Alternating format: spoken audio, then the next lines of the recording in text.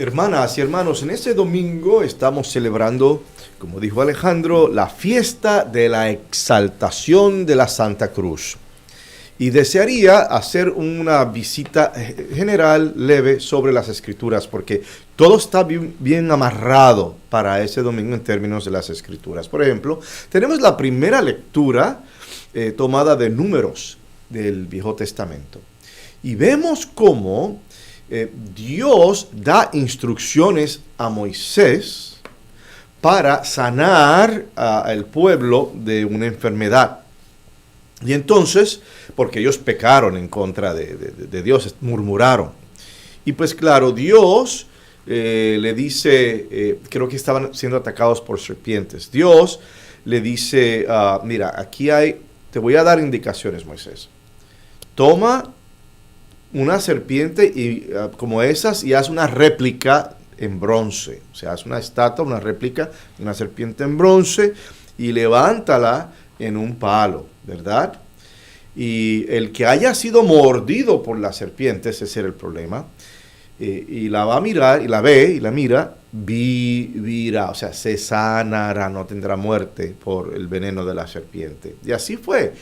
Hizo Moisés una serpiente de bronce, la levanta en un palo, y si alguno era mordido y la miraba, pues se sanaba. Ahora, mirando hacia atrás, porque aquí es donde el texto se coloca en el contexto. Si tú tienes una estatua de bronce de una serpiente así enrollada y la colocas en un palo, ¿verdad? Sea de bronce o sea una serpiente de verdad, la tendencia es a que se resbale, porque no tiene dónde sostenerse. Entonces, para sostenerla, ya sea una estatua, ya fuese de verdad, tienes que construirle un traverso, ¿ves? Un traverso para que se ancle, se mantenga. Entonces, como quien dice, es una proyección de cómo el mundo se va a salvar a través de la cruz. El Salmo responsorial tiene como a manera de repetición: no olvidemos las hazañas del Señor. O sea, no te olvides de las cosas grandes que Dios ha hecho, que Dios está haciendo y que Dios hará por nosotros. En ocasiones la humanidad se olvida de eso, se olvida de lo grande que es Papá Dios, de lo mucho que ha hecho por nosotros y que va a hacer por nosotros. Y el Salmo nos recuerda amorosamente: no olvidemos las hazañas del Señor. Mira cómo Él perdona pecados, mira cómo Él envió a su único Hijo, mira cómo Él hace milagros, mira cómo Él envía profetas, santos, mensajeros. No olvidemos las hazañas del Señor. En la segunda lectura, Pablo a los Filipenses se dice: Cristo siendo Dios, porque Cristo, todo Dios y todo hombre, atención, todo ser humano, Cristo siendo Dios no consideró que debía de aferrarse a las prerrogativas de su condición divina. En otras palabras, Cristo nunca utilizó su divinidad como una carta de presentación. Mucho gusto, yo soy Cristo, el Hijo de Dios, soy divino. No, Él nunca se exaltó a sí mismo, Él nunca utilizó su divinidad a manera de propaganda para llamar la atención y para ser el centro, sino que por el contrario, mira lo que hizo Dios en Cristo: se anonadó, se rebajó a sí mismo, tomando la condición de un siervo, tomando la condición de alguien que venía a servir, y se hizo semejante a los hombres. Atención, aquí la palabra hay que verla y entenderla en su totalidad. Mira cómo se hizo semejante, no igual. ¿Por qué? Porque Él se hizo semejante a los hombres, excepto en el pecado. Ya ahí, tan pronto tú añades ese elemento, ya no es igual, porque hombre y hombre. Él se hizo semejante a los hombres. ¿Por qué? Porque Él no tenía pecado, ni pecado original, ni cometió pecado. ¿Por qué? Porque Él era Dios, y Dios no puede ir en contra de su naturaleza en Cristo, es imposible. Luego entonces, aún así, Él se humilló. Ahí está el punto, más bien. Él se humilló de su grandeza sin principio y sin fin. Se reduce a la figura de Cristo. ¿Y qué sucede en la cruz? Porque esto es parte, ¿no? En la cruz, Dios se vacía en Cristo. Es una imagen poderosísima, ¿no? Porque se vacía para la salvación, no se vació por puro chiste, no se vació por hacer un espectáculo, no, Él se vacía en la cruz para la salvación del mundo. O sea que lo dio todo. Cuando tú te vacías, tú lo das todo. Y entonces tenemos la aclamación del Evangelio en el Aleluya. Te adoramos, oh Cristo, y te bendecimos, porque por tu santa cruz redimiste al mundo. ¿Dónde es que decimos eso? En las estaciones del Vía Crucis, Día de la Cruz. Y cada vez que se proclama una estación, esa es nuestro canto, nuestro cántico. Te adoramos, oh Cristo, y te bendecimos, porque por tu santa cruz redimiste al mundo. Ahí entra el Evangelio. ¿Qué nos dice el Evangelio? Ahí está Nicodemo. Ahora, Nicodemo, que era parte del Sanedrín, parte de la autoridad religiosa, que no quería verse comprometido, porque ya Cristo en ese momento en que Nicodemo lo visita, ya es una figura controversial, especialmente para aquellos que no lo aceptaban o que no le entendían. Entonces, Nicodemo va de noche, ¿ves? Va de noche en la oscuridad. ¿Para qué? Para buscar la luz, para buscar el entendimiento, para buscar la sabiduría. Y Nicodemo dice, Jesús le dice a él, así como Moisés levantó la serpiente en el desierto, ¡wow! Entonces vamos al Antiguo Testamento para corroborar y confirmar lo que se está pasando en este momento del Nuevo Testamento. Así tiene que ser levantado el Hijo del Hombre. Se levantó la serpiente para la sanación del pueblo de Israel y se tiene que levantar Jesús para la sanación y salvación del mundo. Y concluye el Evangelio, porque tanto amó Dios al mundo. ¿Cuánto amó Dios a este mundo? Que le entregó su Hijo único, el único, para que todo el que cree en Él no perezca, sino que tenga vida eterna. Eso es una promesa, hermanas y hermanos. Si creemos en Él, si vivimos con Él, si vivimos como Él, como Cristo, hay una promesa de la vida eterna. O sea que Dios no nos abandonará a pesar de ciertas condiciones, porque nadie es perfecto. A pesar de ciertas condiciones, Él no nos va a abandonar y nos presenta la carta de vida eterna. Luego entonces, después de haber visto sobrevisto estas escrituras y haber puesto el texto en el contexto con el Evangelio, ¿qué tenemos? Bueno, vamos a tratar de entender cuál era el propósito original de la cruz. ¿Y por qué hacemos esto? Porque Cristo nace en un momento específico. O sea, Él nace en un momento histórico. Él no sale así de la nada. No sale en un vacío. No. Él nace hace 2000 años, en un momento en el pueblo de Belén, hijo de María, su padre no biológico, pero su padre en la tierra, San José, era de la tribu de David. O sea, es específico en eso. Él se convirtió en un ser humano, excepto en el pecado, pero fue real. A lo que voy es que fue una figura real. No, Cristo no fue un cuento de hadas.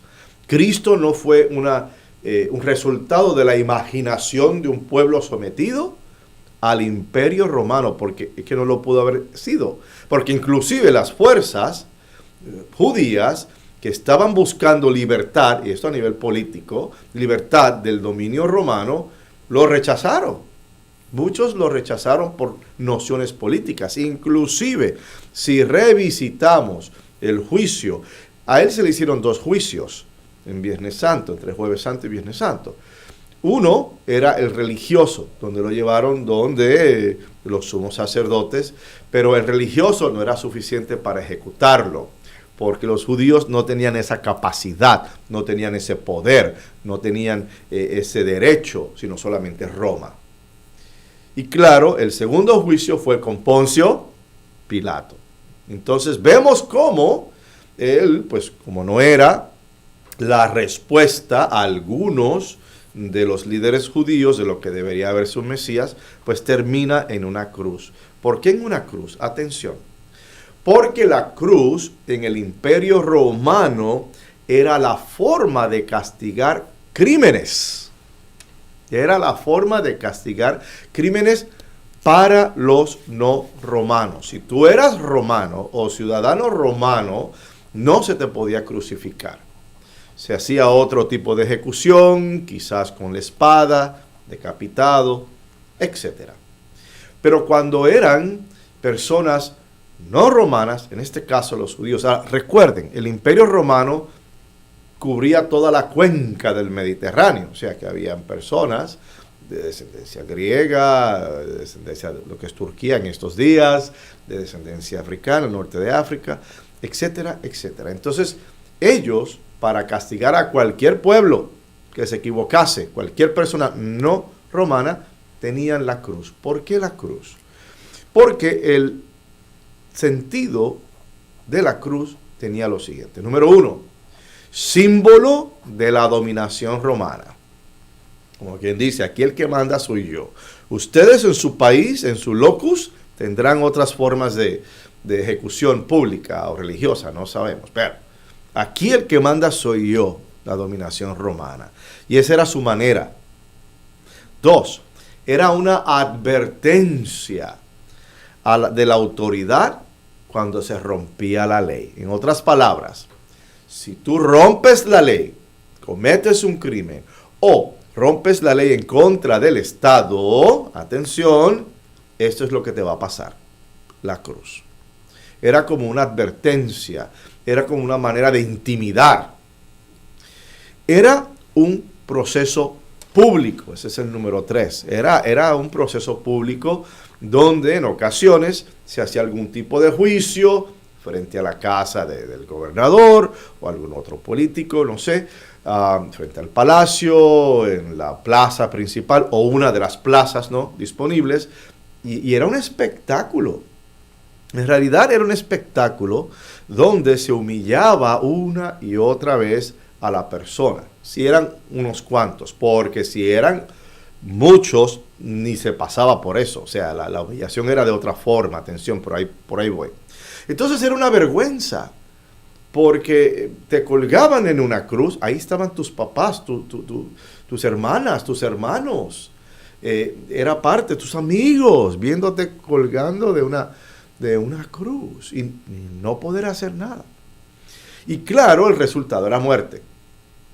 Y colgando en una cruz, tú podías durar días. Imagínense eso, dependiendo de la fortaleza o de la condición física de la persona acusada. Tú podías durar días. Imagínate una madre, un padre, un amigo, una hermana, un hermano, viendo a su ser querido pidiendo agua en una cruz, mortificado por los pájaros que vienen a picarle, sangrándose, deshaciéndose, paseándose.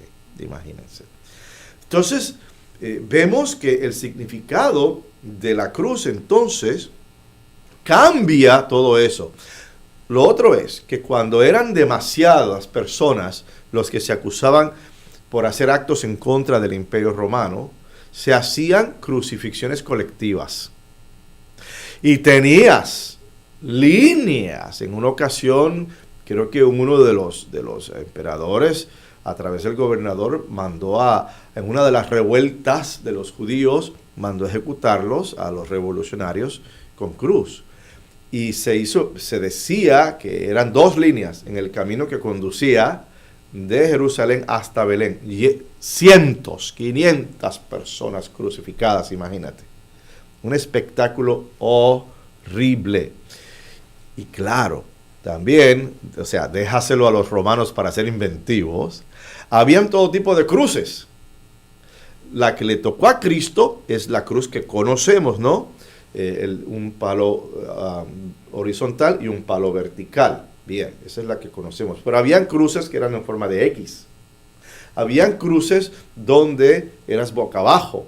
San Pedro murió así. La cruz de San Pedro tiene un palo y el otro está más abajito, porque él lo crucificaron boca abajo. Él dijo, yo no soy digno de morir como el maestro. Y siendo judío, Galileo, Entonces le tocó la crucifixión a San Pedro. Entonces era un espectáculo, era macabro, era una forma de humillación a aquellos que rompían la ley. Pero ¿qué significa la cruz para nosotros? Ahí viene el detalle. Para ti y para mí que creemos que Cristo es el Hijo de Dios, vivió, sufrió, murió y resucitó por nosotros. ¿Qué significa esta cruz en particular? Y de ahí hablaré de la celebración en particular. Bueno, inicialmente este gesto de la cruz no se entendió. De primera intención no vino la claridad sobre este acto. ¿Cómo es eso? Claro que sí. ¿Qué hicieron los apóstoles? De primera intención, la mayoría se huyeron, se escaparon. La única constancia que tenemos, el único intento durante el sufrimiento de Cristo fue San Pedro, que fue a ver cómo estaba Cristo durante los interrogatorios, y cuando lo confrontan, él niega a Cristo 3 veces. Entonces, ahí tienes un chispito. Pero ni siquiera él se presentó a la crucifixión. El único que nos consta fue el más joven de los apóstoles, San Juan, que estaba acompañando a la Virgen Santísima, que como no tenía más hijos y no tenía más nadie que la llevara a apoyarla, él sabía, bueno, ella necesita apoyo. Y lo ideal es que para esta cultura que vaya un hombre con ella, porque es una cultura muy machista que se aprovechaba de la mujer, que no tenía un soporte masculino. Ahí estaba él dando la cara, ¿ves? Aquí es donde se reúne todo, aquí se junta cultura, aquí se junta el sentido religioso, la antropología de esta nación. Antropología que choca durante el interrogatorio de Poncio Pilato, porque Poncio Pilato piensa como un romano, ¿no? Usted es inocente hasta que se demuestre lo contrario. Pero él estaba hablando a un pueblo semítico, antropología semítica, ojo por ojo y diente por diente, ¿ves? Pero eso es homilía para otra ocasión. Y regresamos. Los apóstoles todos huyeron, no entendieron. Para los griegos, y por decir griegos, sí nos referimos a gente de origen de Grecia. Recuerden que Jerusalén era una ciudad internacional. O sea, venían de Turquía, Jerusalén, y de Jerusalén mandaban avisos, mensajes por todo el Imperio Romano, ¿no? Frutos, mercancía. Y de hecho en el templo, y habían judíos fuera de Jerusalén, que venían a Jerusalén. Y eran judíos griegos, pues tenían moneda griega. O eran judíos etíopes tenían moneda de Etiopía. Entonces se cambiaban las monedas en el templo, ¿ves? Ahí entran las monedas y el cambio de monedas para comprar lo necesario para los sacrificios. Luego entonces era internacional. Y había una clase considerada los griegos. Y eran los educados. Eran los que sabían de filosofía, sí, una población educada. Y ellos concluyeron, Cristo, el Hijo de Dios, morir en una cruz. O sea, lo están viendo muy neutralmente. Ellos están distanciados, ¿no? Y dicen, vamos a pensar esto, vamos a racionalizar. El Hijo de Dios, que Dios envía a su Hijo para morir en una cruz, no hace sentido. ¿Qué padre va a enviar a su hijo a morir? O sea, no hace sentido. Para los griegos, porque lo pasaron por lo racional solamente. Para los judíos era un escándalo. ¿Cómo es posible que que supuestamente es el Hijo de Dios, vaya a morir como un criminal?